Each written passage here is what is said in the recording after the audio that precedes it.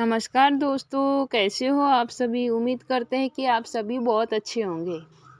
दोस्तों, आज हम सुनाएंगे आपको एक आत्मा की कहानी। आज की कहानी का नाम है आत्मा से प्यार।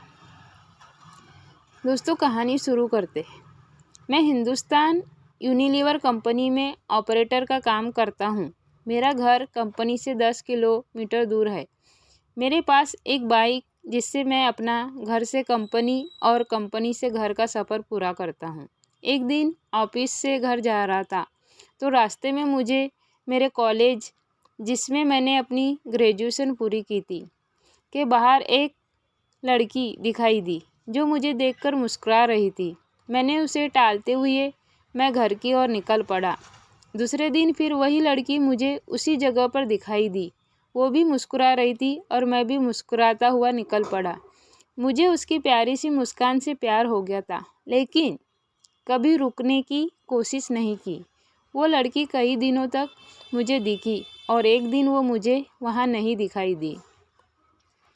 मैं बेचैन हो गया, लेकिन मैं उसके बारे में कुछ नहीं जानता था और ना कभी बात की थी, इसीलिए उसका पता भी नहीं लगा सकता।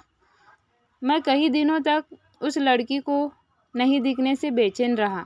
कई बार तो मैं कंपनी से जल्दी निकलकर उसका इंतज़ार भी करता, पर वो मुझे नहीं दिखी। एक दिन मेरे मोबाइल पर किसी अनजाने नंबर से फ़ोन आया। मैंने फ़ोन उठाया तो एक लड़की बोली।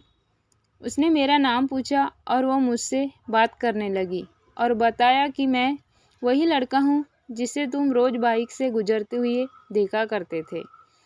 मैं अचंभित रह गया कि इसके पास मेरा नंबर कैसे आया और ये मेरे से क्यों बात कर रही है। लेकिन उसकी मीठी बातों में इतना खो गया कि ये सब बातें भूल गया। एक दिन उसने मुझे कॉलेज के बाहर मिलने के लिए बुलाया। मैं और मेरा दोस्त हम दोनों बाइक पर उसे मिलने को गए, क्योंकि कभी मैं लड़की से अकेले नहीं मिला था तो घबरा रहा था। मैं और मेरा दोस्त जैसे ही कॉलेज के बाहर पहुँचे तो वहाँ वो लड़की कहीं पर भी दिखाई नहीं दी। मैंने काफ़ी फ़ोन लगाया, लेकिन फ़ोन स्विच ऑफ था।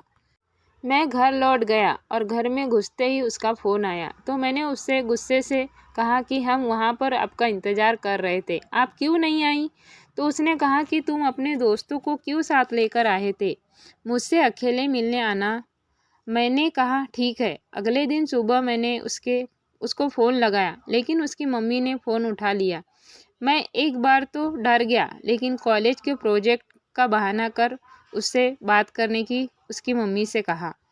उसकी मम्मी ने कहा, पागल हो गए हो क्या, प्रिया को मरे तो 3 महीने हो चुके हैं। मैं हक्का बक्का रह गया और मेरे हाथ से मोबाइल छूट गया और मेरी बुरी तरह काँपने लगा। मैंने सोचा कि जिस लड़की को देख रहा था और जिससे मैं बात कर रहा था वो एक आत्मा थी। मुझे फिर भी विश्वास नहीं आया। मैंने अगले दिन फिर प्रिया की मम्मी के फ़ोन लगाकर सारी घटना सुनाई तो उन्होंने कहा, मेरी बात पर यकीन ना हो तो मेरे घर आकर देख लो। मैं प्रिया के घर गया तो प्रिया के फ़ोटो पर माला लगी थी। उसकी माँ ये घटना सुनकर भावुक हो गई, लेकिन उस दिन से मैंने अपनी वो सिम निकाल कर फेंक दी और नए नंबर ले लिए और फिर भी कभी फ़ोन नहीं आया। लेकिन आज भी मैं अनजान नंबर से अक्सर समझाता हूँ।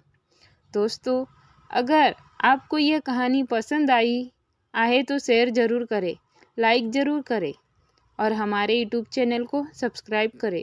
धन्यवाद दोस्तों। ऐसी ही अच्छी अच्छी कहानी सुनने के लिए प्लीज़ हमारे चैनल को सब्सक्राइब करें, ताकि हम आपको अच्छी अच्छी कहानी सुना सके और आप सभी अच्छी अच्छी कहानी